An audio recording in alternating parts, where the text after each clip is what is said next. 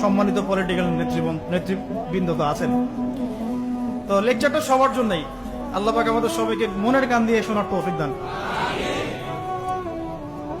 সোজা কথায় আসি, নবী করিম সাল্লাল্লাহু আলাইহি ওয়াসাল্লাম নবী হওয়ার আগে তিনি যে গুণাবলীগুলো অর্জন করেছিলেন, এই গুণাবলীগুলো আমরা অনেক সময় পাশ কাটিয়ে চলে যাই। আমরা আলোচনা শুরু করি নবী সাল্লাল্লাহু আলাইহি ওয়াসাল্লাম নবী হওয়ার পর থেকে। আদতে নেতৃত্বের গুণাবলীর পয়েন্টটা যদি নিয়ে আসতে হয়, আমাদেরকে এখান থেকে আলোচনা শুরু করতে হবে।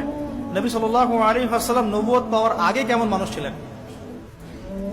একটা হাদিস থেকে আমরা এটা বুঝতে পারি, এটা সহিহ বুখারীর প্রথম খণ্ডের ওহী অধ্যায়ের মধ্যে আছে, এবং খাদিজা রাদিয়াল্লাহু আনহা এখানে অনেকগুলো কথা বলেছেন। হাদিসটা অনেক লম্বা, আপনারা বাসায় গিয়ে একটু দেখে নিয়েন। আমি খুব শর্ট করে মূল জায়গাটা বলছি। আল্লাহ নবী সাল্লাল্লাহু আলাইহি ওয়াসাল্লাম যখন ওহী প্রাপ্ত হলেন, আপনারা জানেন উনি ভয় পেয়েছিলেন। জিবরাইল আলাইহিস সালাম এসে তাকে বলেছিলেন, ইকরা, আপনি পড়ুন। তিনি বলেছেন, মা আনা বিকারি, আমি তো পড়তে জানি না। তখন বলা হচ্ছে পড়ুন, আবার বলছেন আমি তো পড়তে জানি না। চেপে ধরা হচ্ছে, ছেড়ে দেওয়া হচ্ছে, চেপে ধরা হচ্ছে, ছেড়ে দেওয়া হচ্ছে, 3 বার চেপে ধরা হয়েছে। একটু চিন্তা করতে পারি কিনা আমরা, যদি কোনো জিনও এসে আমাকে চেপে ধরো তাহলে কি অবস্থা হবে? জিন তো খুব বেশি শক্তিশালী না।